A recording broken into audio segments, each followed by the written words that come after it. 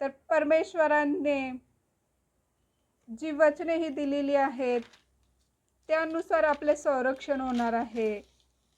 तर आपण त्याच्यावर विश्वास ठेवू, त्याच्या वचनावर विश्वास ठेवू व त्यात आपण दृढ राहू.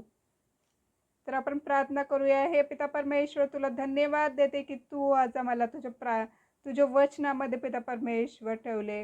ही जी वचने आहेत पिता परमेश्वर, तुझी जीवंत वचने आहेत. ती मने तू वळव पिता परमेश्वर या वचनांकडे पिता परमेश्वर.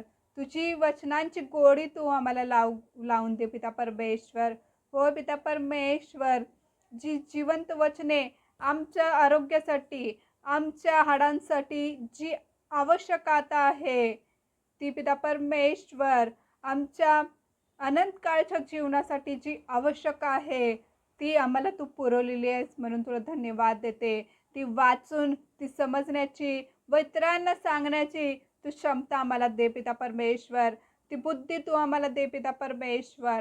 धन्य तारणारा येशू ख्रिस्ताच्या नावात मागतो म्हणतोय, आमेन. प्रभू येशू रक्ताची जय, प्रभू येशू रक्ताची जय, आमेन.